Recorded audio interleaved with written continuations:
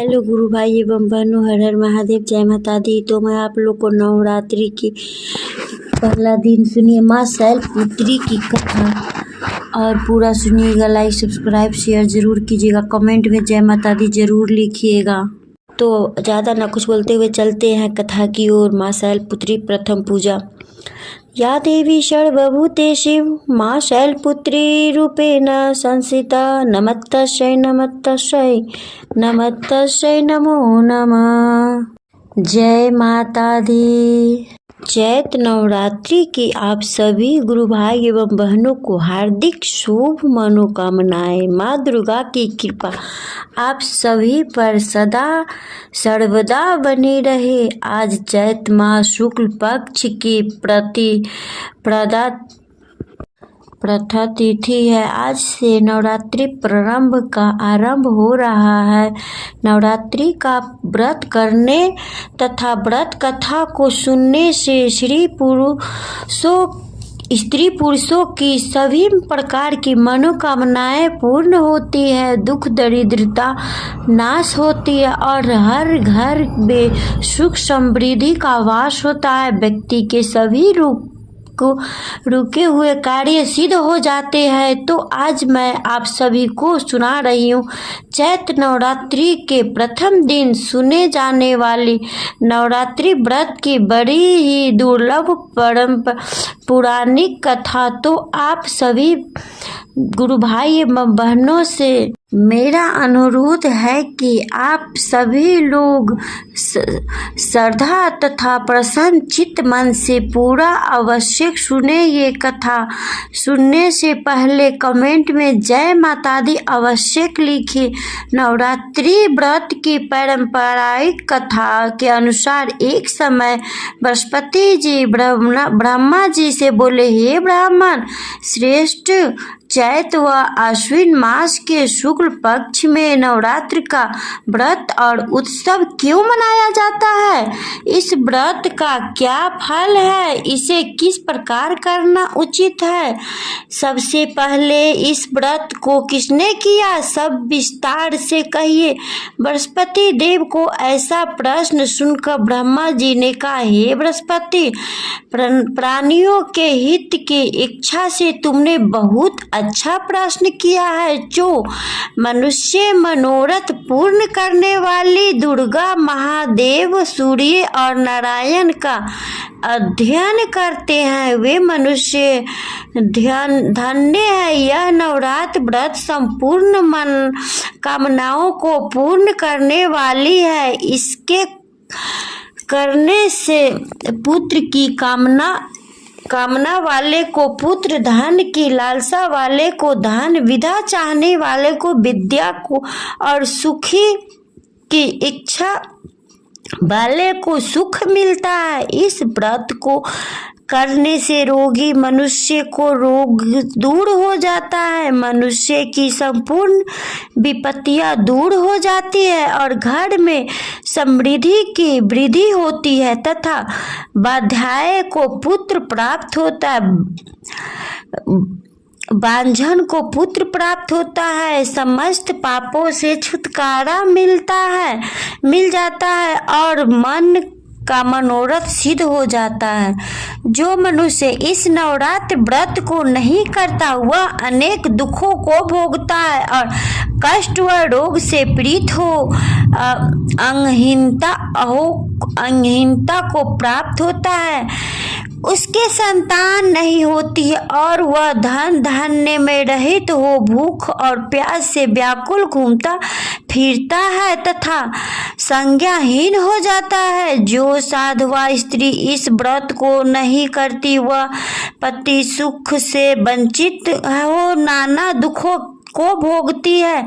यदि व्रत करने वाला मनुष्य सारे दिन का उपासना न कर सके तो एक समय भोजन करे और 10 दिन बंधुओं सहित नवरात्र व्रत की कथा श्रवण करे। हे बृहस्पति, जिसने सबसे पहले इस महाव्रत को किया वह कथा मैं तुम्हें सुनाता हूँ। तुम सावधान होकर ध्यान पूर्वक सुनो। इस प्रकार ब्रह्मा जी का वचन सुनकर बृहस्पति जी ने बोले, हे ब्राह्मण, मनुष्य को कल्याण करने वाले इस व्रत के इतिहास को मेरे लिए कहो। मैं साधना होकर ध्यान पूर्वक सुन रहा हूँ।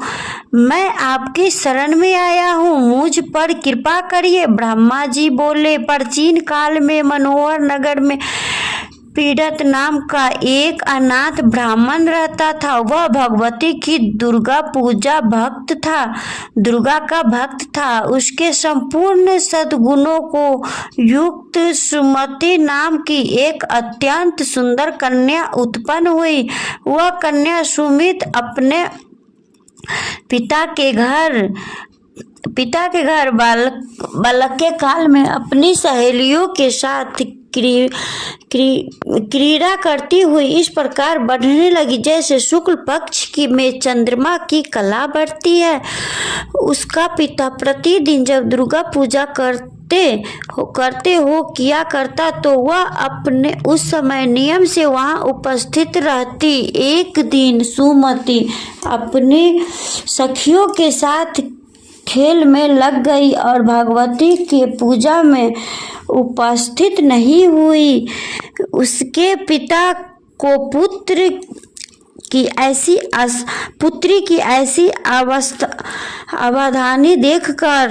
असावधानी देखकर क्रोध आ गया। वह पुत्री से कहने लगी, अरे दुष्ट पुत्री, आज तूने भगवती की पूजा नहीं किया, इस कारण मैं तुम्हें किसी कुष्ठ रोगी या दरिद्र मनुष्य के साथ तेरा विवाह करवा दूंगा। पिता का ऐसी वचन सुनकर सुमति बड़ी दुखी हुई और वह पिता से कहने लगी, हे पिताश्री, मैं आपकी कन्या हूँ तथा सब तरह आपके अधीन हूँ। जैसी आपकी इच्छा हो वैसा ही करो। राजा से कुष्ठी से दरिद्रता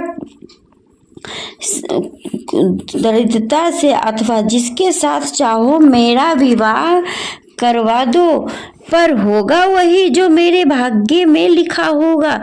पिताश्री, मेरा तो अटल विश्वास है, जो मैं जैसा कर्म करता है उसको कर्मों के अनुसार वैसा ही फल मिलता है, प्राप्त होता है, क्योंकि कर्म करना मनुष्य के अधीन है पर फल देना ईश्वर का अधीन है। जैसे अग्नि में पड़ने से त्रिनादि उसको अधिक प्रदीप्त कर देते हैं, इस प्रकार कन्या को निर्भयता से कहे हुए वचन सुनकर उस ब्राह्मण ने क्रोधित होकर अपनी कन्या का विवाह एक कुष्ठी के साथ कर दिया और अत्यंत क्रोधित होकर पुत्री से कहने लगा, हे पुत्री आपने कर्म का फल भोगो, देखो भाग्य के भरोसे रहकर क्या करती हो। पिता के ऐसे कटु वचनों को सुनकर सुमति मन में विचार करने लगी, आहो मेरा बड़ा दुर्भाग्य है जिससे मुझे ऐसा पति मिला। इस तरह अपने दुख का विचार करती हुई वह कन्या अपने पति के साथ वन में चली गई और डरावने कुशायुक्त उस निर्जन वन में उन्होंने वह रात बड़े कष्ट से व्यतीत की। उस गरीब बालिका की ऐसी दशा देखकर देवी भगवती ने पूर्ण जन्म के कर्म जो पुण्य के प्रभाव से प्रकट हो सुमति से कहा, हे दीन ब्राह्मणी, मैं तुमसे बहुत प्रसन्न हूँ, जो तुम चाहो सो वरदान मांग सकती हो। भगवती दुर्गा को यह वचन सुनकर ब्राह्मणी ने कहा, आप कौन हैं, वह सब मुझसे कहिए। ब्राह्मणी का ऐसा वचन सुनकर देवी ने कहा कि मैं आदि शक्ति भगवती हूँ और मैं ही ब्रह्मा विद्या की वह सरस्वती हूँ। प्रसन्न होने पर मैं प्राणियों को दुख दूर करता हूँ, उसको दुख सुख प्रदान करती हूँ। हे ब्राह्मणी, मैं तुम पर तेरे पूर्ण जन्म के पुण्य के प्रभाव से प्रसन्न हूँ। तुमने पूर्व जन्म का वृतांत सुनाती हूँ, सुनो। तुम पूर्व जन्म में निषाद अर्थात भील का स्त्री थी और अति पतिव्रता थी। एक दिन तेरे पति निषाद ने चोरी की। चोरी करने के कारण तुम दोनों को सिपाहियों ने पकड़ लिया और ले जाकर जेल खाने में कैद कर दिया। उन लोगों ने तुमको और तेरे पति को भोजन भी नहीं दिया। इस प्रकार नवरात्रा के दिनों में तुमने ना तो कुछ खाया और न ही जल पिया। इस प्रकार 9 दिन तक नवरात्रा का व्रत हो गया। हे ब्राह्मणी, उस दिन से मैं जो व्रत उस दिनों में जो व्रत हुआ, इस व्रत के प्रभाव से प्रसन्न होकर मैं तुम्हें मनोवांछित फल देती हूँ। तुम्हारी जो इच्छा हो सो मांगो। इस प्रकार दुर्गा के वचन सुनकर ब्राह्मणी बोली, अगर आप मुझ पर प्रसन्न है तो हे दुर्गे, मैं आपको प्रणाम करती हूँ। कृपा करके मेरे पति को कोढ़ दूर कर दीजिए। देवी ने कहा, उन दिनों तुमने जो व्रत किया था उस व्रत का एक दिन का पुण्य पति को कोढ़ दूर करने के लिए अर्पण करो। उस पुण्य के प्रभाव से तेरा पति कोढ़ से मुक्त हो जाएगा। ब्राह्मण जी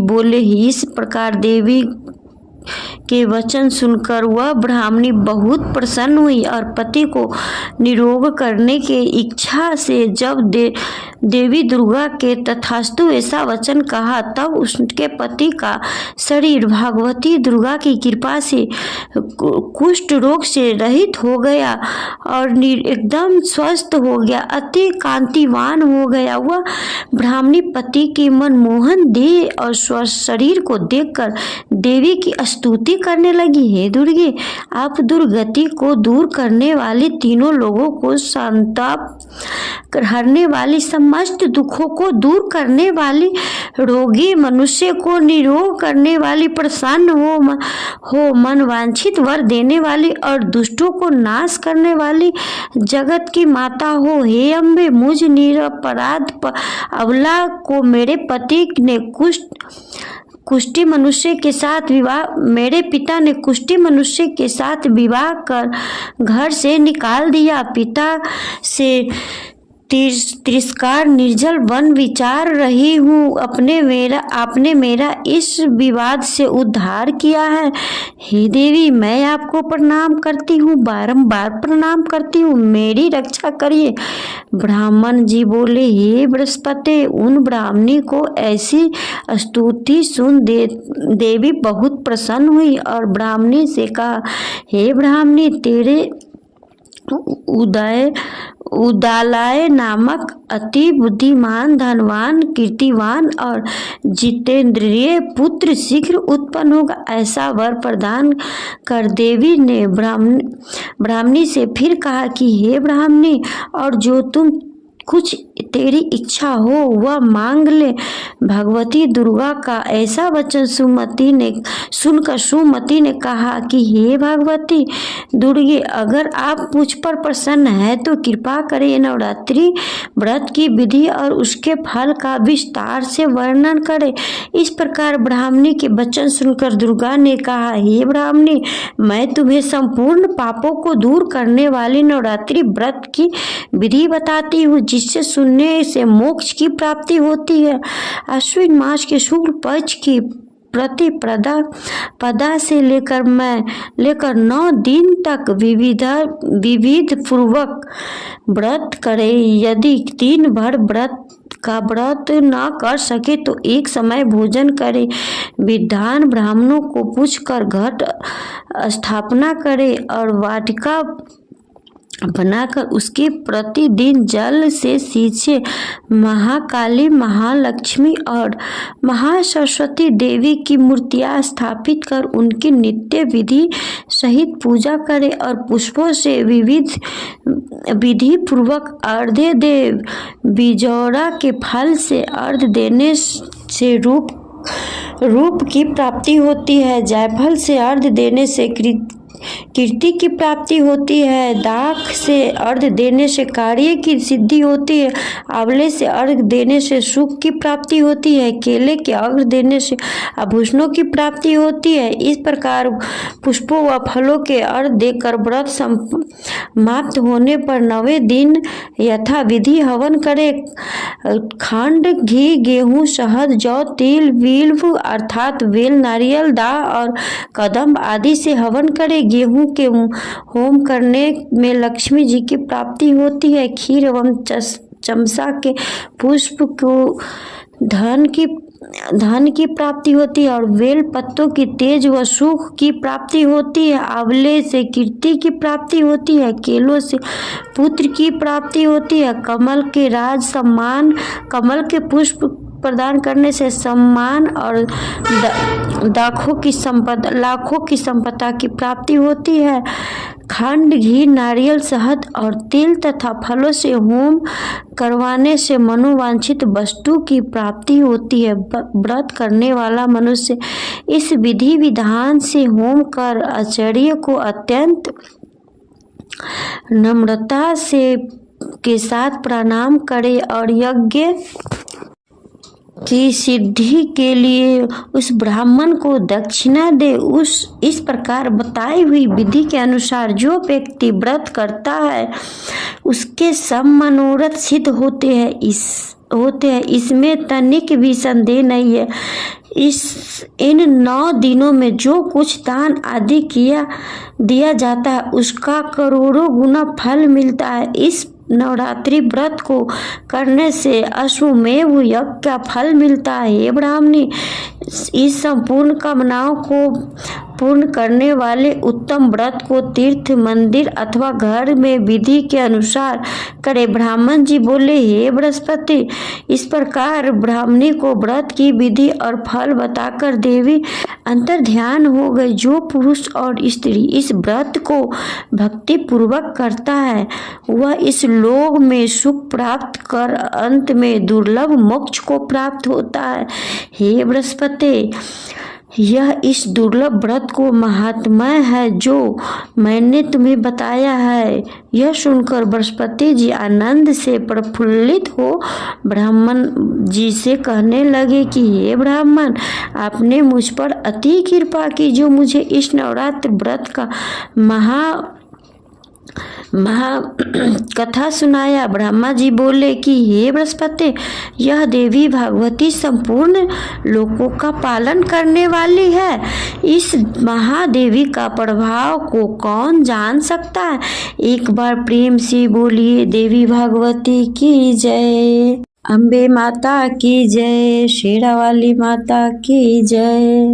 तो गुरु भाई एवं बहनों, अब हम श्रम करते हैं प्रथम रूप माँ शैलपुत्री की कथा। माँ दुर्गा अपने पहले स्वरूप में शैलपुत्री नाम के पूजी जाती है। वर्तराज हिमालय की पुत्री होने के कारण इनका नाम शैलपुत्री पड़ा। अपने पुत्र जन्म से पूर्व जन्म में वह प्रजापति दक्ष की कन्या के रूप में उत्पन्न हुई थी। तब इसका नाम सती था। इनका विवाह भगवान शंकर जी से हुआ था। एक बार प्रजापति दक्ष ने बहुत बड़ा यज्ञ किया जिसमें उन्होंने समस्त देवताओं को अपना यज्ञ भाग प्राप्त करने के लिए निमंत्रण दिया, किंतु शिवजी को उन्होंने इस यज्ञ में निमंत्रण नहीं दिया। देवी सती ने जब यह सुना कि हमारे पिता एक अत्यंत विशाल यज्ञ का अनुष्ठान कर रहे हैं, तब वह जाने के लिए उनका मन विकल हो उठा। अपने इस इच्छा उन्होंने भगवान शिव को बताई। भगवान शिव ने कहा, हे प्रिय पार्वती, प्रजापति दक्ष किसी कारणवश हमसे रुष्ट है। अपने यज्ञ में उन्होंने समस्त देवताओं को निमंत्रण दिया है, किंतु हमें जानबूझकर नहीं बुलाया। ऐसी स्थिति में तुम्हारा वहां जाना किसी भी प्रकार उचित नहीं है। भोलेनाथ की इस उद्देश्य से देवी सती का मन शांत नहीं हुआ। पिता का यज्ञ देखने और वहां जाकर माता बहनों से मिलने की उनकी व्यग्रता किसी प्रकार से कम न हो सकी। माता सती के हठ को देखकर शिवजी कुछ न कर सके और माता सती पिता के घर पहुंच गए। पिता के घर पहुंचकर देखा कि कोई भी उनके आदर और प्रेम से बात चित नहीं कर रहा है, केवल उनकी माता ही उन्हें स्नेह से गले लगाया। परिजनों के इस व्यवहार से देवी सती को बहुत दुख हुआ। उन्होंने यह देखकर वहां भगवान शिव के प्रति तिरस्कार का भाव भरा हुआ है। दक्ष ने उनके प्रति कुछ अपमानजनक शब्द भी कहे। यह सब देखकर माता सती का हृदय ग्लानि और क्रोध से संपन्न हो उठा। उन्होंने सोचा कि परमेश्वर भोलेनाथ जी की बात ना मानकर यहाँ आकर मैंने बहुत बड़ी गलती की है। वह अपने पति भगवान शिव के इस अपमान को न सह सकी। उन्होंने अपने इस रूप को तत्काल वही योगाग्रस्ती अग्नि द्वारा जलाकर भस्म कर दिया। ब्रजपात के समान इस दारुण दुखद घटना को सुनकर शिवजी क्रोध हो गए। अपने गणों के भेजकर दक्ष ने उस यज्ञ का पूर्णतः विध्वंस कराया दिया। सती के योग अग्नि द्वारा अपने शरीर को भस्म अगले जन्म में शैलराज हिमवान की पुत्री के रूप में जन्म लिया और वह शैलपुत्री का नाम विख्याता हुई। पार्वती हेमवती उन्हीं के नाम है। प्रिय भक्तों एवं गुरु भाई बहनों, इस जन्म में भी शैलपुत्री का विवाह भगवान शिव के साथ ही हुआ।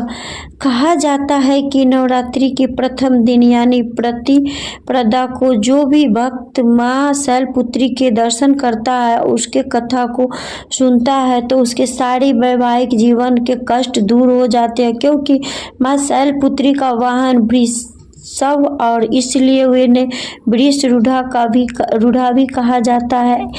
इनके बाएं हाथ में कमल और दाएं हाथ में त्रिशूल रहता है। तो दोस्तों, प्रेम से बोलिए शैलपुत्री की जय। जय माता दी। ओम नमो भगवती वासुदेवाय नमः। भगवती ओम नमः शिवाय। हेलो दोस्तों, तो चलिए सुनते हैं माता वैष्णो की कथा। हर हर महादेव। जय माता दी।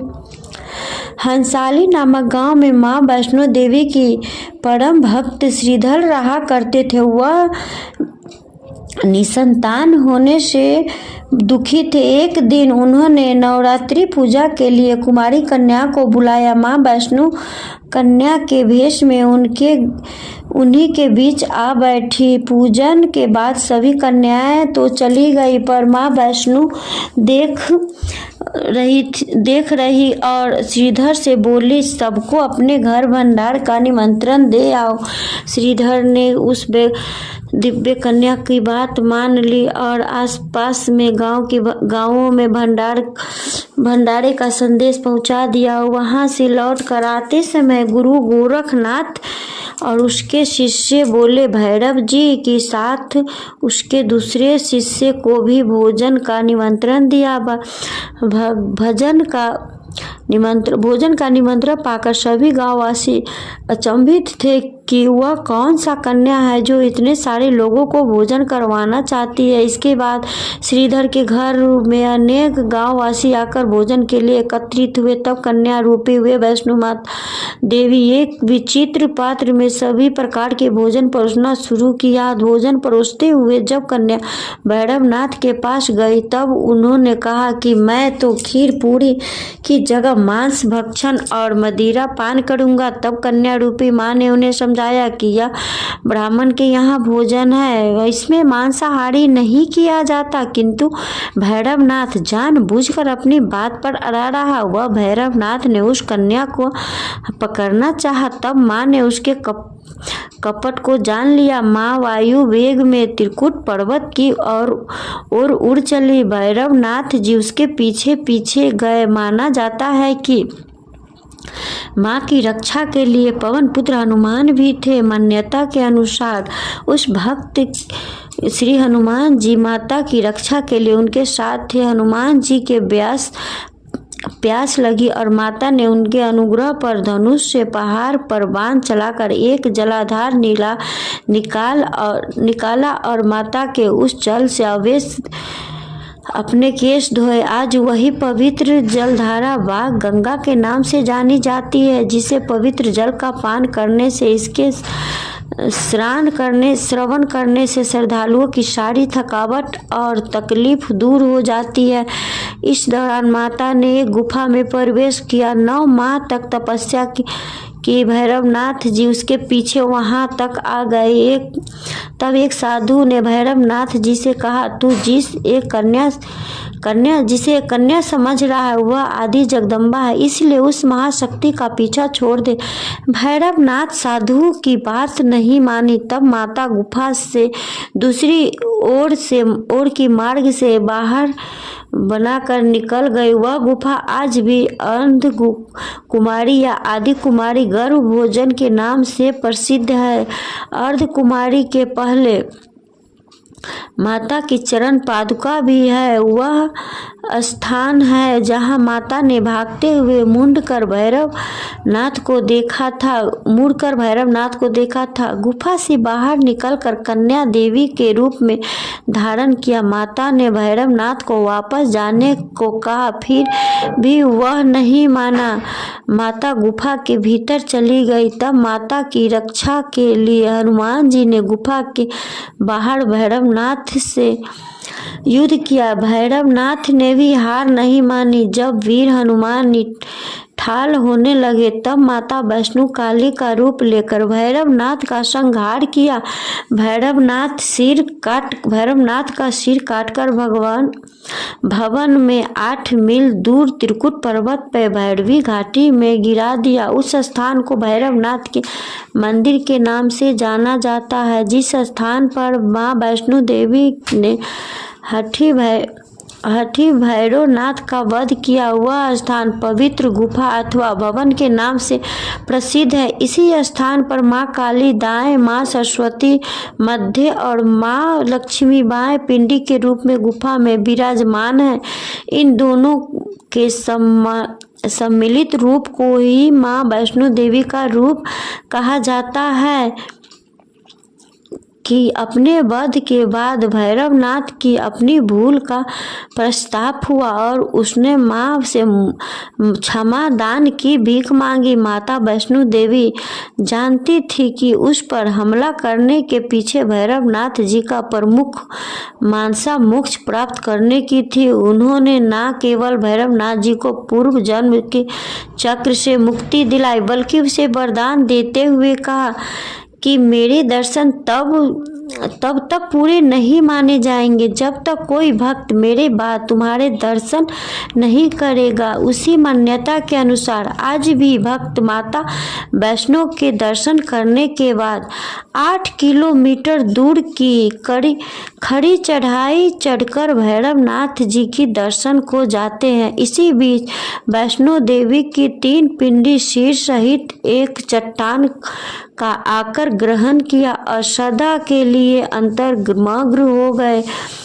हो गई। इसी बीच माता वैष्णो देवी ने पंडित श्रीधर को स्वप्न में सब कुछ बताया। वे त्रिकुटा पर्वत की ओर उसी रास्ते आगे बढ़े जो उन्होंने सपने में देखा था।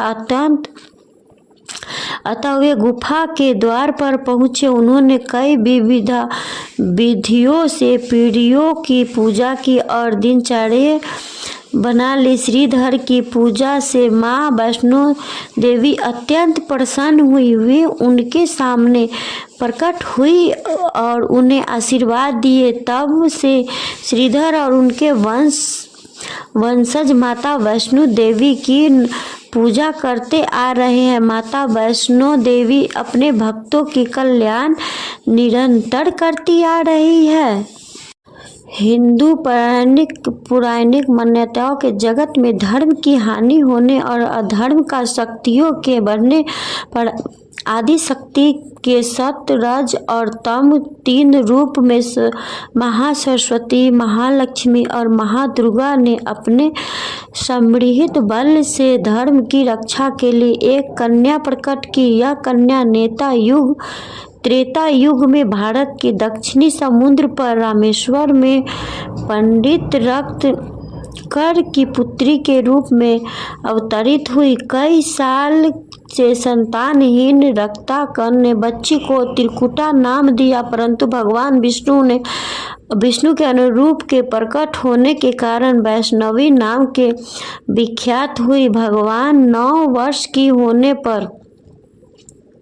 लगभग 9 वर्ष की होने पर उस कन्या को जब यह मालूम हुआ कि भगवान विष्णु ने इस भूलोक में भगवान श्री राम के रूप में अवतार लिया है, तब वह भगवान श्री राम को पति मानकर उनको पाने के लिए कठोर तप करने लगी। जब श्री राम जी सीता हरण के बाद सीता की खोज करते हुए रामेश्वर पहुंचे, तब समुद्र तट पर ध्यान मग्न कन्या को देखा। उस कन्या ने भगवान श्री राम चंद्र जी से पत्नी के रूप में स्वीकार करने को कहा। भगवान श्री राम जी ने उस कन्या से कहा कि उन्होंने इस जन्म में सीता से विवाह कर एक पत्नी व्रत का प्रण लिया है, किंतु कलयुग में मैं कल्कि अवतार लूंगा और तुम्हें अपनी पत्नी के रूप में स्वीकार करूंगा। उस समय तुम हिमालय स्थिर त्रिकुट पर्वत की श्रेणी में जाकर तप करो और भक्तों के कष्ट और दुखों का नाश कर